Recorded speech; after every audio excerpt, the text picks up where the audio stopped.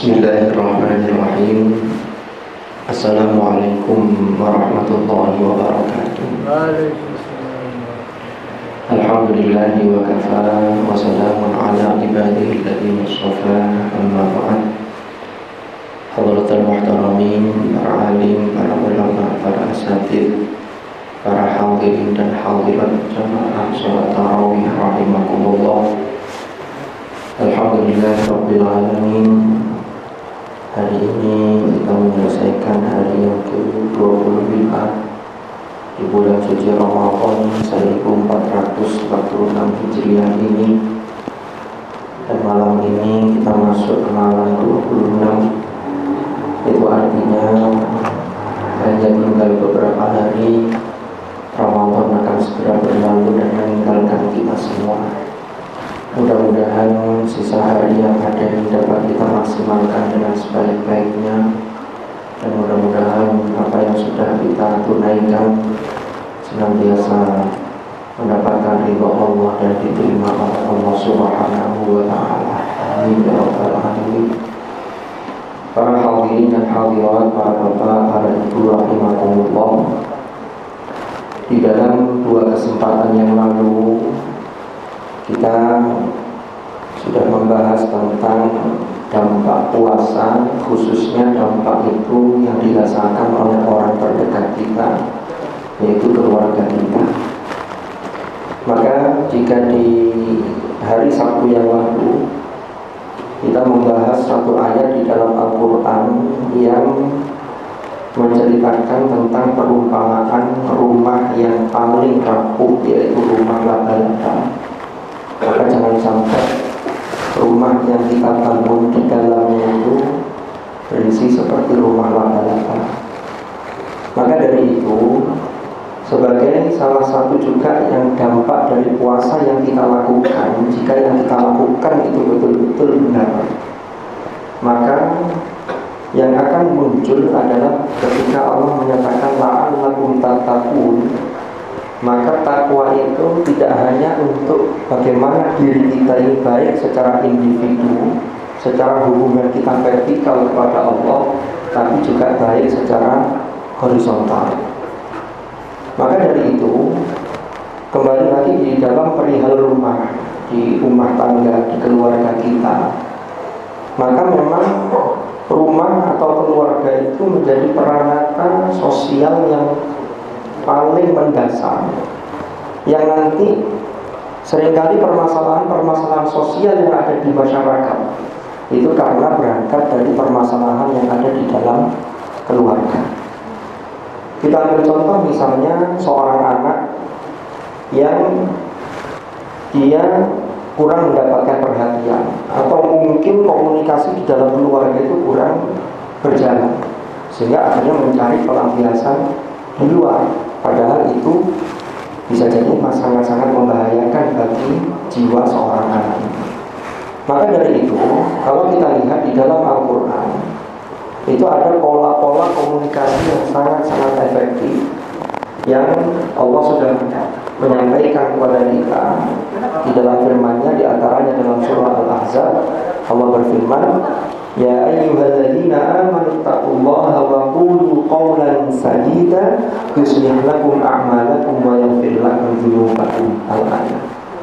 Yang terjemah maknanya adalah, wahai orang-orang beriman, bertakwalah kalian kepada Allah dan ucapkanlah wa qulu qawlan sadida, yaitu ucapan yang benar. Ini menjadi dasar, menjadi prinsip. Kenapa? Karena sekali orang ngomong tidak benar atau berucap sesuatu yang tidak benar atau mengandung dusta, pasti nanti akan dilakukan dusta yang kedua untuk menutupi kebohongan yang pertama. Makanya Al-Quran wanti-wanti itu, ya ayyuhalladzina amanu taqullaha wa qulu qawlan sadida.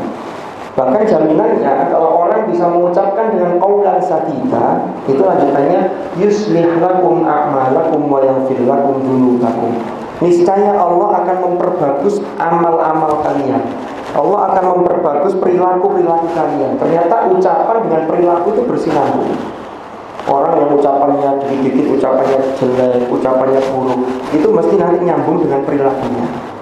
Dan nanti itu terkaitan. Makanya kalau yang kita ucapkan yang baik-baik, yang itu kita mulai dari dalam rumah kita, maka ini nanti akan bisa membangun generasi-generasi yang juga santun dalam berucap, termasuk berkata yang benar.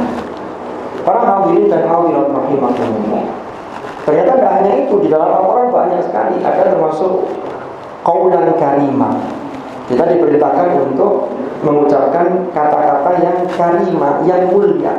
Kenapa? Karena kata-kata itu menunjukkan derajat bagaimana kualitas seseorang.